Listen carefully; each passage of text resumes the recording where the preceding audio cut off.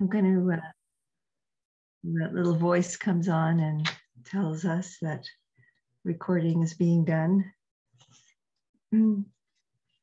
So all of those who joined, well, in the last couple of minutes, special welcome to each one of you, Jen and Pierre Vincent and Lukaya and Anne, Patricia. Yeah, anyone who I haven't named, somehow overlooked, know you're included.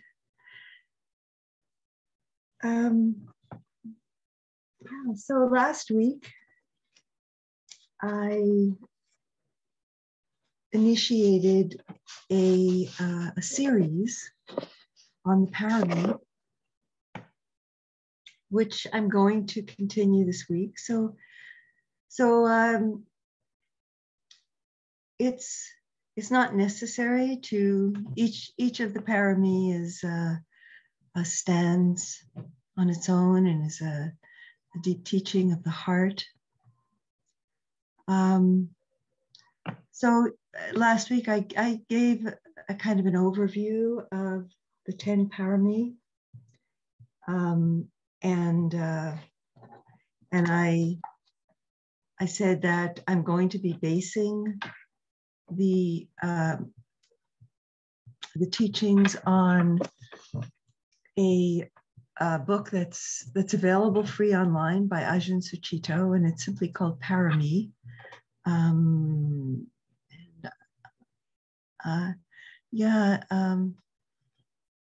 Ryan, I wonder if you could just put in chat that Ajahn Sucitto and Parami, and I'll see if I can find the link from last week. Thanks. And Ajahn Sucitto talks about these Parami as in the context of a way to cross life's floods.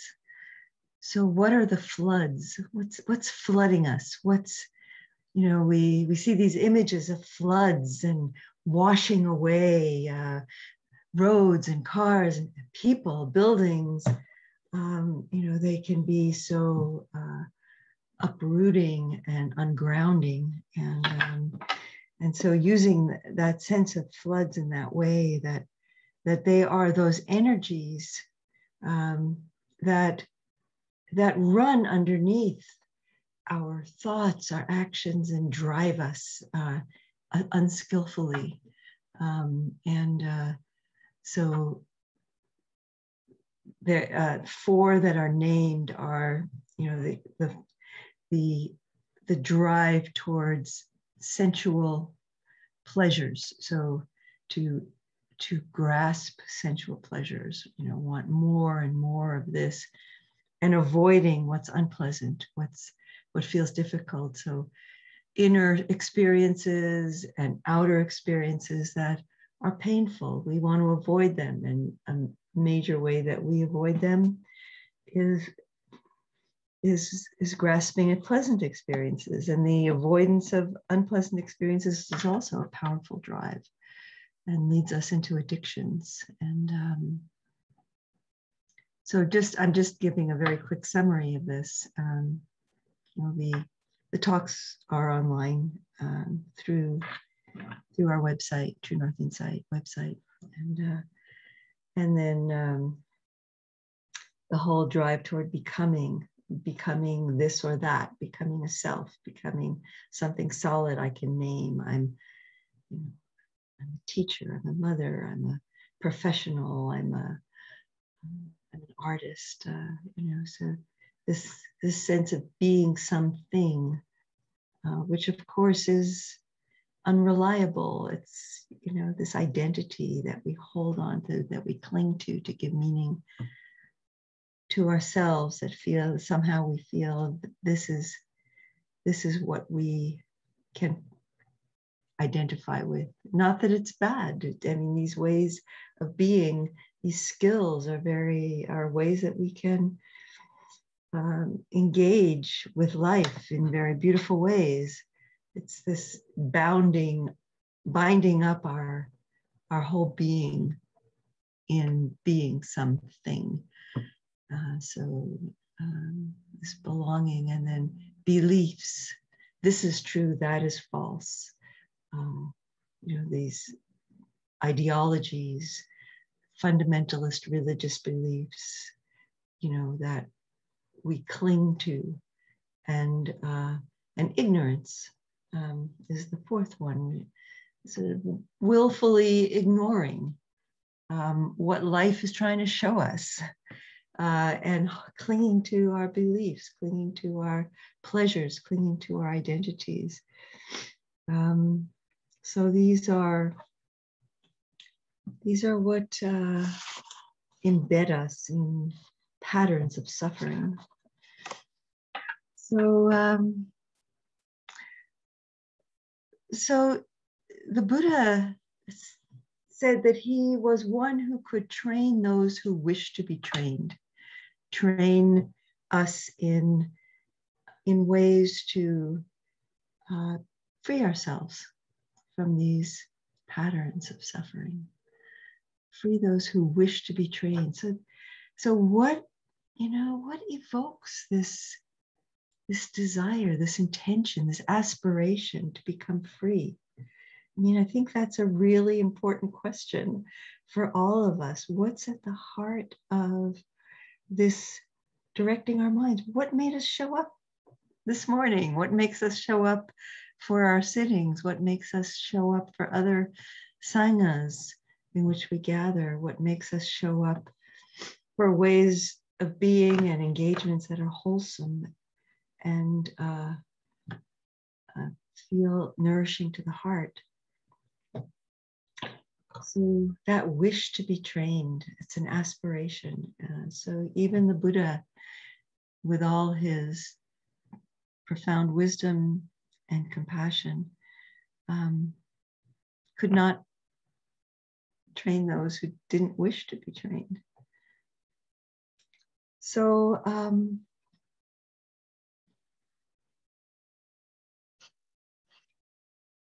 and one of the things that Ajahn Sucitto said that really touched me, I just really in reading this chapter, he named an inclination toward a life based on depth rather than accumulation. So in the context of this first parami, dana, generosity. So inclining ourselves, inclining our heart to a life based on depth, based on inner development, development of wisdom, development of kindness, development of a sense of service and morality, rather than accumulating stuff, accumulating wealth, accumulating power, accumulating fame, accumulating,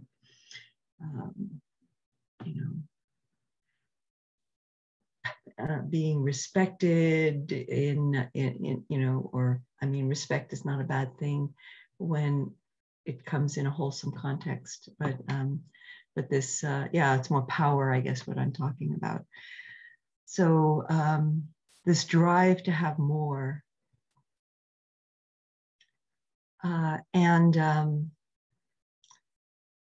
so I think that's really, and this is, I want to say that it's not, kind of just an either or, a polarity. Like we all, it's looking at those drives within us because they exist. We do have these desires to accumulate, influence and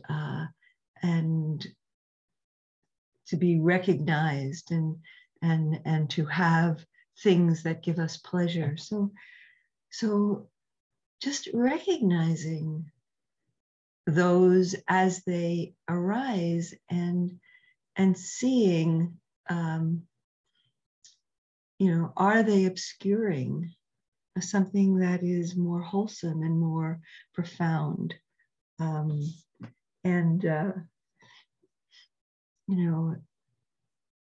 It's not that we should never acquire things or experience pleasure. So, but yeah, where are we prioritizing in our lives? What's our primary orientation in our lives? So cultivating an awareness of that.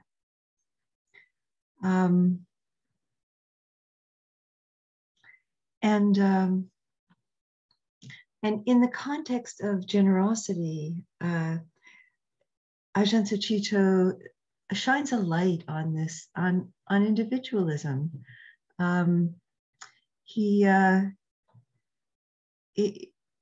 said, he points out that at the time of the Buddha, that many of the people who followed the path, who engaged in practice, left home. They were called, it was called leaving home, to take up practice in a concentrated or focused way. One left home, one left one's engagements. Not everyone, but many people did, and followed the monastic community. And Ajahn Sucitto pointed out that was a culture in which people were deeply, deeply embedded and even enmeshed in relationships in the family, in communities, in even we could say in caste, and so to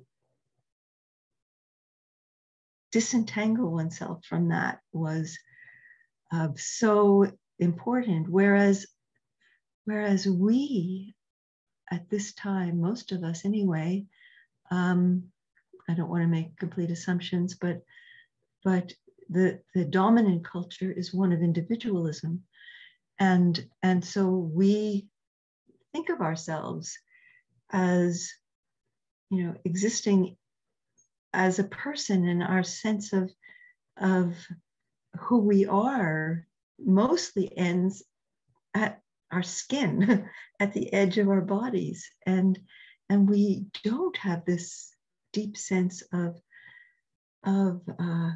embeddedness and interconnection. It's something that we need to cultivate, and this is part of the colonization of our minds and of our being, that this strong dominant individual sense is so predominant. So not to wipe out our senses that we are an individual, because that also is losing balance. And even what I started off saying about the Buddha said, he could train those who wish to be trained. There is this sense of there's an individual responsibility in choosing to walk on the path. And so, it's not to negate that also is swinging out of balance, but to recognize that we are so out of balance in general, and so unaware of our larger context. So the cultivation of the Parami, and in particular Dana Parami, requires reflection, discernment, and development as a guiding intention, that I do this for my welfare and for the welfare of others, and leading to nibbana, peace, for the benefit of all, that I awaken, that I orient myself toward awakening for the benefit of all. And so generosity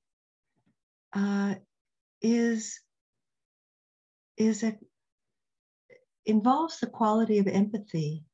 You know, we know how uplifting it is when we receive the kindness of others in whatever form that takes. And so it is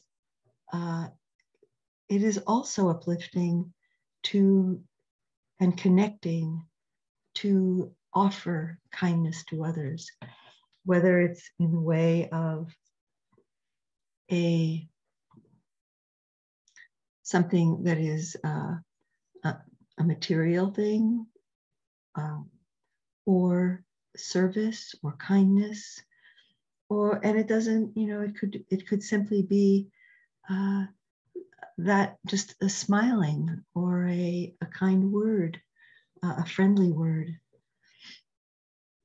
And the cultivation of a parami, it's not something that we do, you know, okay, on birthdays or, you know, on holidays or whatever to give, but to cultivate this parami of generosity, of giving on a daily basis, that just bringing this intention to mind as we practice to be generous, to be kind. Of course, you know, it includes to ourselves, to be kind-hearted, to not be hard on ourselves, to not be harsh with ourselves, to give compassion to ourselves.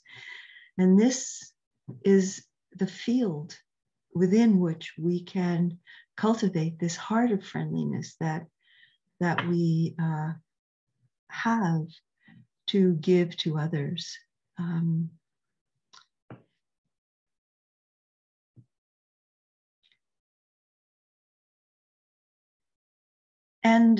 And when we are cultivating this sense of generosity, it actually counteracts a sense of isolation that we may have, a sense of not belonging, a sense of, you know, I'm somehow not wanted. Like, this heart of generosity can help us cultivate a happier sense around relationships.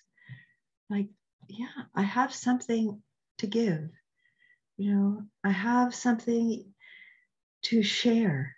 I can share. I know that my heart responds to the kindness of others, and I can share that with others. I can share a friendly word. I can share from my resources, even if it's not a lot. You know, the Buddha said, if people knew how beneficial it was to share what they had with others, they would never sit down to a meal by themselves, knowing that there were others in want.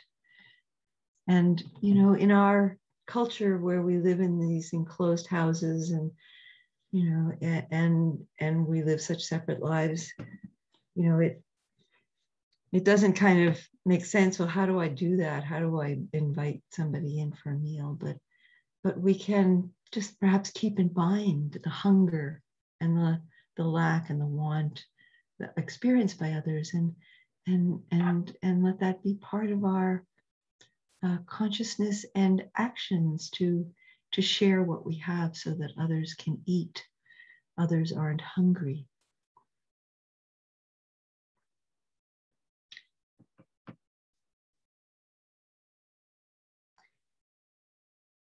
Ajahn Sucitto uses this word, this phrase,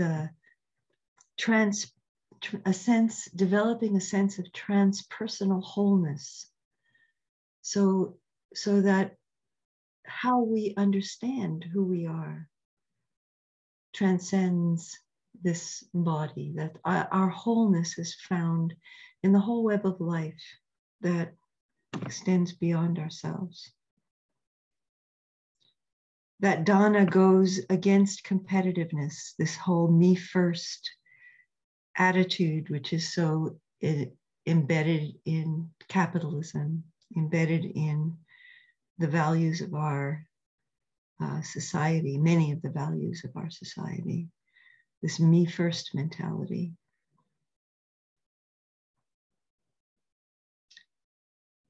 Yeah, and really emphasizing how generosity can simply be being of service in small ways, calling a friend who's not well, finding out if there's anything that they need.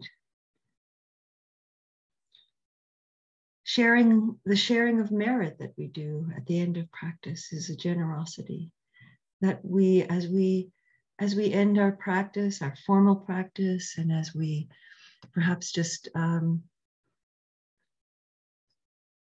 do a mini contemplation at the end of the day, that we touch into the ways in which we have benefited from the generosity of others, how practice has woven through our day, how we've been mindful. We can touch into that. We can feel the joy of that. Our hearts can be nourished by feeling the joy of that. And then we can share that merit, those blessings, that quality of heart which enjoys the blessings of practice. We can say, may this extend to others. We can cultivate that intention of sharing. And developing this sharing intention develops a view that sees our lives as part of a whole system that of giving and receiving, and all of this is dana. This is the Parami of dana. So,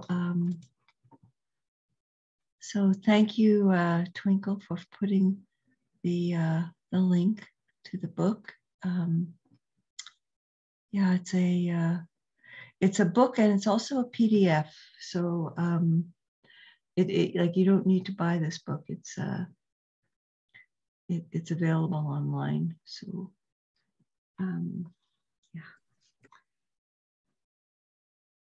yeah, just to emphasize that. I don't know. Maybe that link brings you there, but yeah. So I just want to give a couple of minutes, a few minutes to maybe taking 5 minutes. Yeah, anything that anybody wants to respond, to share, to ask a question, to comment, has something particularly resonated for you. Okay, great, thanks. Thank you so much, Twinkle. So thank you for your dana of service to us.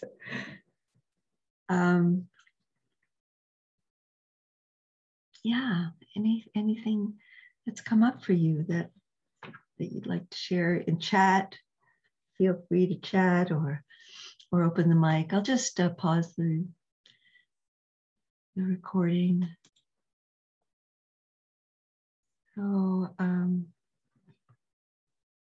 So let's take our posture, whatever that may be, sitting, standing, lying down, however you may be comported, or even walking, if you feel like movement is helpful for you.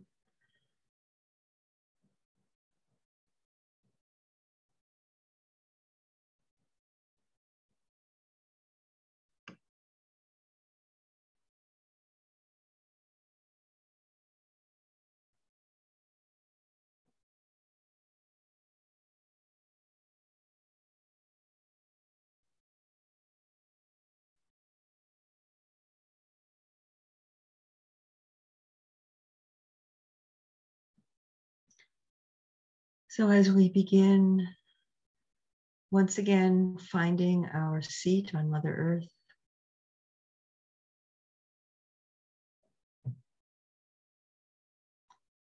feeling her embrace, recognizing how we are whole and the generosity of that support.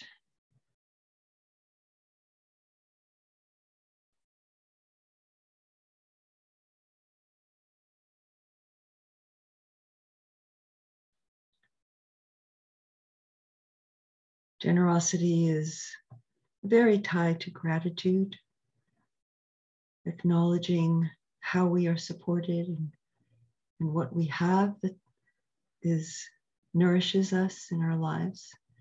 And so this sense of gratitude for this body,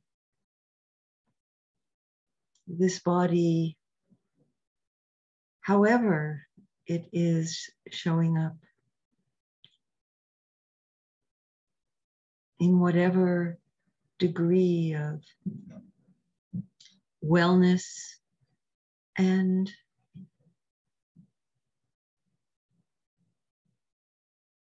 ill health or challenge, that still it is present, able to listen, to apply the teachings, and to practice.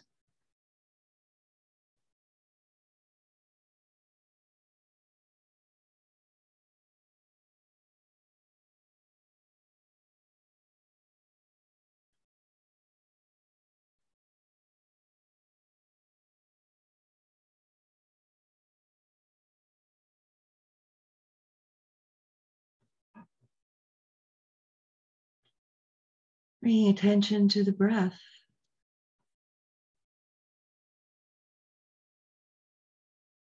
With each in-breath, we are receiving.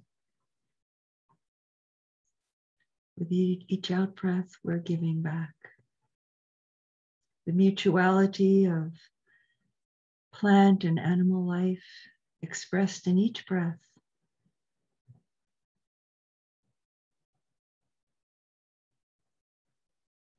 The exchange of oxygen and carbon dioxide.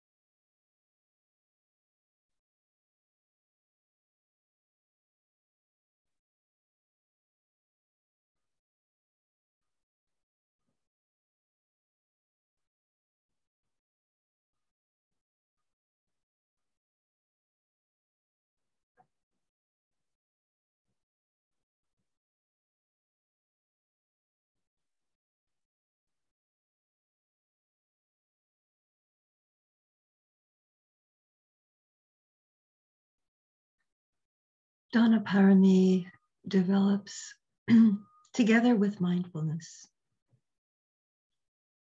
Mindfulness enables us to see the mental states that arise, mental states of grasping, of wanting more, of wanting what others have. All these different kinds of afflictions which create separation, create a sense of me first, me versus others. And Parami is cultivated by mindfully remembering the word sati, Pali for mindfulness, has this quality of remembering the teachings that we're cultivating, inclining the mind toward them.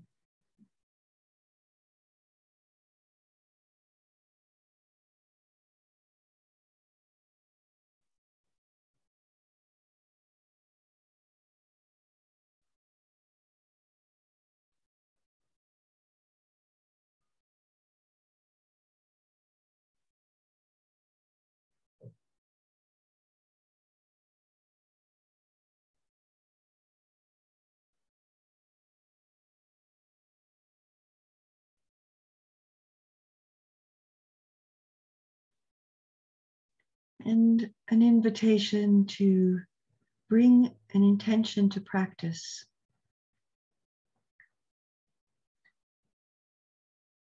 for my welfare, for the welfare of others,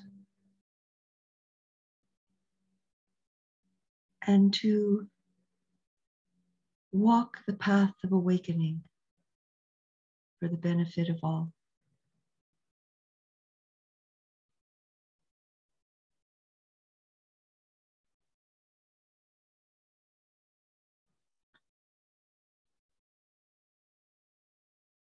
And so we bring this quality of kindness and generosity into our practice, which is an attitude of not being harsh, not judging, discerning. Discerning is skillful, judging is unskillful. Discerning shows us what leads to happiness, what leads to suffering.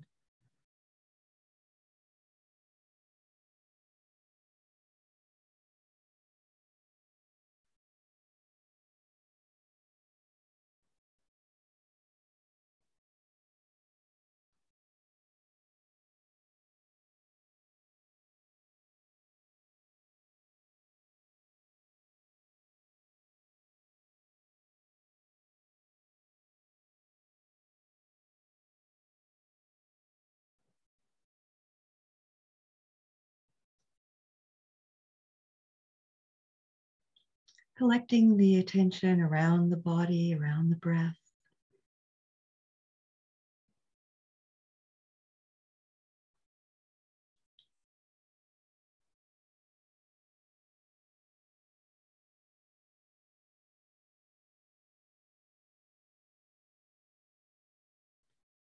And an invitation to bring awareness to a sense of the whole body breathing, the whole body sitting. Not the body as a solid thing, but the aliveness of the body, the energy of the body as a field of energy, the body as a locus of knowing.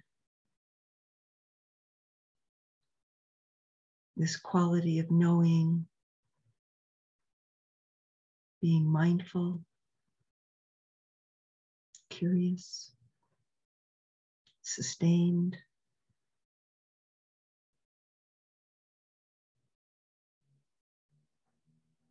Beginning again.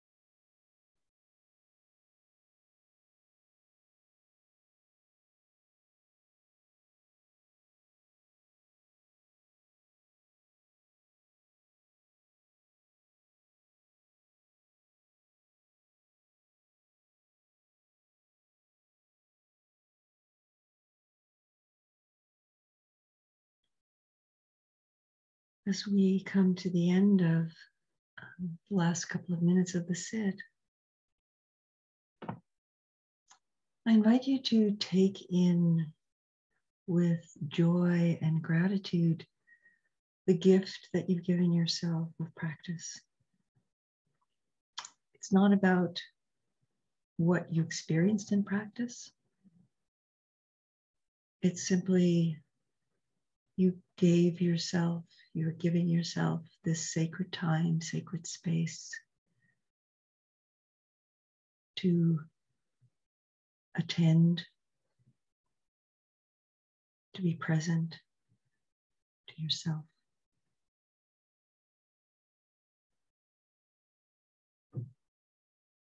And also to take joy in the gift of your presence that you are giving to others by showing up. Take joy in this offering of presence to one another. It is a gift. It is a real support. It is a jewel of Sangha.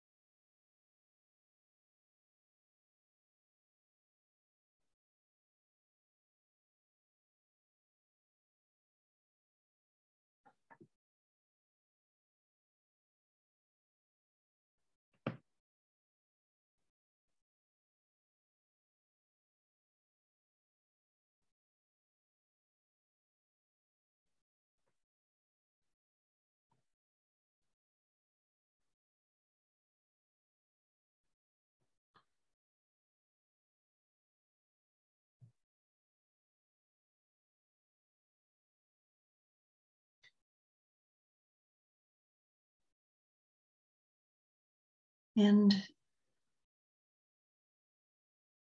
appreciating the gifts of the Dharma, how the Dharma has been a gift to you in the particular ways that you've experienced in this sitting. Whether it's just the mind settling a little bit, feeling the body relax,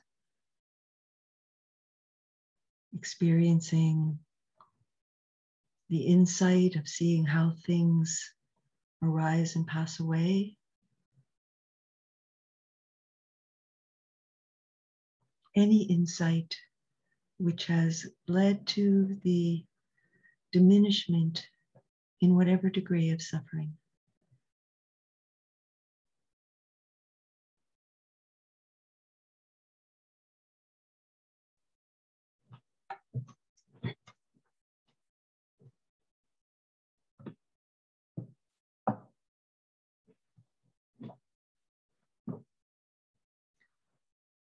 And dedicating this practice, may the blessings, the goodness, the benefits of our practice serve and support and nourish the happiness, well-being, and liberation of all beings.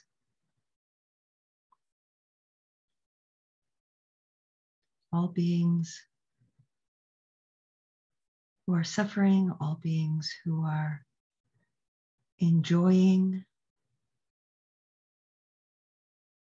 all beings who are being born, all beings who are dying, all beings of every kind, in every place. May all beings benefit from our practice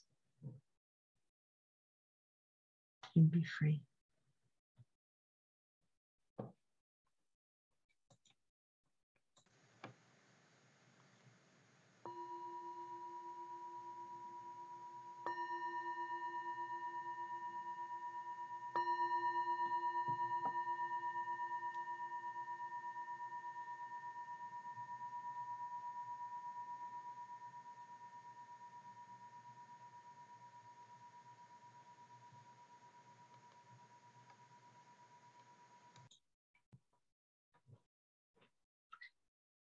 Thank you so much for your practice.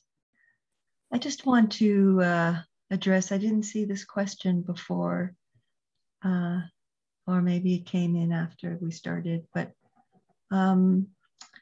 yeah, so the question came up that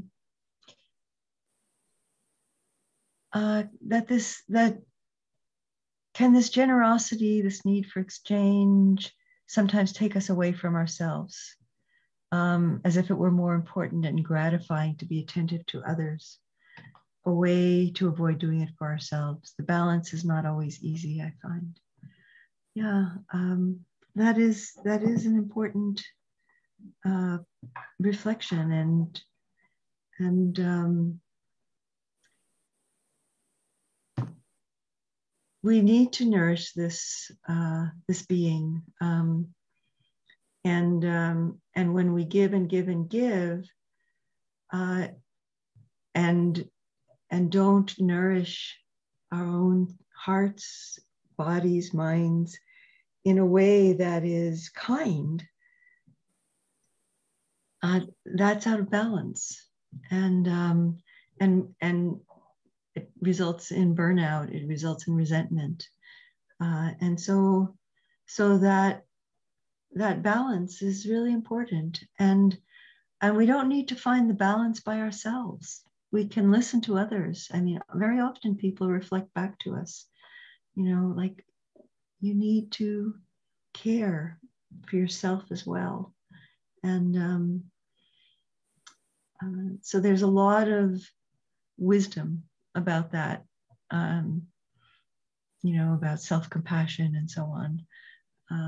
And so it's a really important point. So thank you for bringing that up.